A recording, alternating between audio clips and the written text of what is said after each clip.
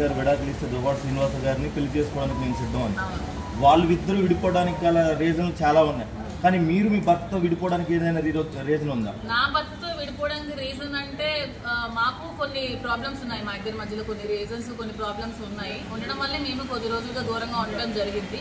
ఆ ప్రాబ్లమ్స్ ఏవనేవి మా wife and husband understanding మధ్యలో ఉంటుంది. మేము మ్యూచువల్ కన్సర్న్తో విడిపోతాము. విడిపోయి నేను శ్రీను గారు ప్రెసెంట్ లివింగ్ టుగెదర్లోనే ఉన్నాము, కలిసే ఉంటాము.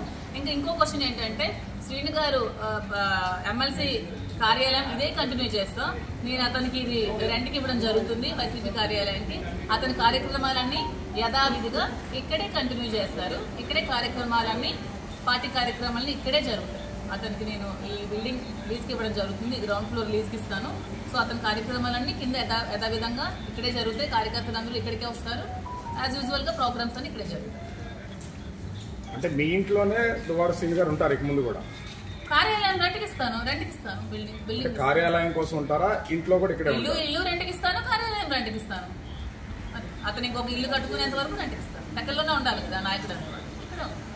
ఇది పట్టణ కార్యాలయం అంటారు ఫుల్ కింద గ్రౌండ్ ఫ్లోర్ అంతా కార్యాలయం, పైన అంతా హౌస్.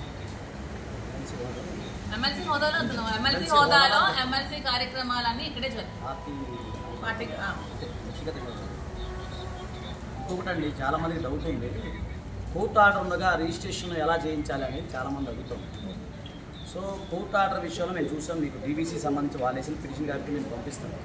సో డీబీసీలో ఎక్కడ కానీ, అలాగే ఆనరబుల్ కోర్టు వారు ఇచ్చిన ఆర్డర్లో కానీ ఇల్లు కూడా అమ్మకూడదు, అలాగే ఇంటిపైన ఎలాంటి అటాచ్మెంట్ కానీ, సో అలాంటి అయితే ఏం లేవండి.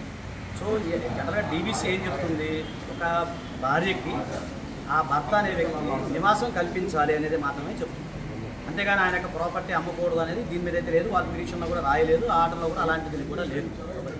నెక్స్ట్ ఎవరైనా సరే ఈ ప్రాపర్టీకి ఉంటే మేము రేపు ఇంజక్షన్ చూస్తూ దానికి ఫర్దర్గా కూడా మేము వెళ్తా ఉన్నాం.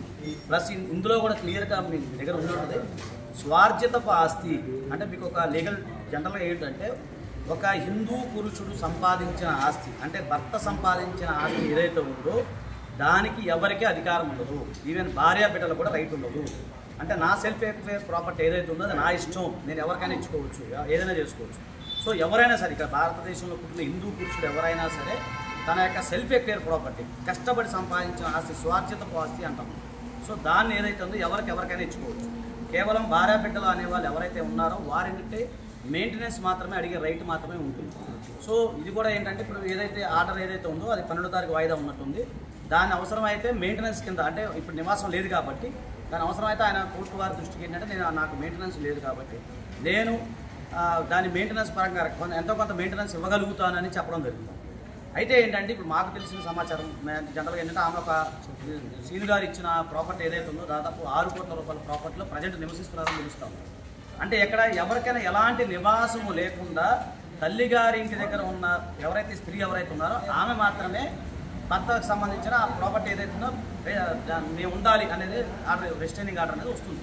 కాకపోతే ఆమెకు ఎకనామికల్గా సౌండ్ ఉన్నారు, ఆమెకు ఆల్రెడీ ఒక ఇల్లు ఉంది, అంతా వెల్ ఎస్టాబ్లిష్డ్ కాబట్టి దాన్ని కూడా మేము కోర్టు వారి దృష్టికి తీసుకెళ్తే అప్పీల్ కూడా వేసి దాన్ని కూడా చాలా. ఇప్పుడు మీ వైపు నుంచి ఇప్పుడు ఏమన్నా కేసు వేశారా కోర్టులో? మీరెందుకు ఇంత సడన్గా రావాల్సి వచ్చింది? లేదు రాజు గారు, ఇప్పుడు విషయం ఏంటంటే, నేనేమన్నాను అంటే, ఈ కేసు ఎప్పటి నుంచో నేను ఫాలోఅప్ చేస్తూ ఉన్నాను. హైదరాబాద్ నుండి నోటీసులు కూడా పంపించాము, ఇన్ఫర్మేషన్ షూట్ ఒకటి పంపించాము, తర్వాత వేరే అది కూడా చేస్తూ ఉన్నాము. ఇప్పుడు ఏంటంటే ఈమెకి సంబంధించిన రక్షణ ఏదైతే ఉందో ఆ విషయం కూడా మీకు చెప్తున్నాను. ఈమెకి ప్రొటెక్షన్ అయితే కావాలి. ఒక హ్యూమన్ సిటిజన్గా ఆర్టికల్ 21 ప్రకారం మనకి జీవించే హక్కు అనేది మనకు ఉంది. సో దాని ప్రకారం ఆమె రక్షించబడాలంటే ప్రైమా ఫేసి ఎవిడెన్స్ కింద, ప్రైమా ఫేసి కంప్లైంట్ కింద నేను సిఐ గారిని కలవడం జరిగింది. నేను కంప్లైంట్ ఇచ్చాం. అంటే నిన్న కొంచెం 10:30 లెవెల్కి చేయడం జరిగింది. సో కొన్ని అనివార్య పరిశ్రమ వల్ల నేను తర్వాత మిమ్మల్ని కలవలేకపోయాను. అంటే మాధురి గారి ప్రాణహాని ఉందనేది దాన్ని ఎస్టాబ్లిష్ చేస్తున్నారా మీరు? కాదు, ఎస్టాబ్లిష్మెంట్ అంటే అవునండి. ఇప్పుడు మీరు చూస్తున్నారు, ఎస్టాబ్లిష్ చేయడానికి క్లియర్ గా నిన్న మీ మీడియా పెట్టి ఎక్కి నన్ను చంపడానికి వస్తే ఇంకా థ్రెట్ ఉందని ఎలా అడుగుతున్నారు? అదే దానికి హ్యూమన్ రైట్స్ కమిషన్ కూడా వెళ్తాం మేము. ఎందుకంటే ఈమె ప్రాపర్టీ అండి, ఈమెకి సంబంధించింది లీగల్గా అన్ని క్లియర్గా ఉన్నాయి. అలాగే గతంలో ఆయన ఏదైతే తాలూకా చెక్కులు కూడా చూపించడం జరిగింది, ప్రామిస్ నోట్స్ అవన్నీ కూడా ఉన్నాయి.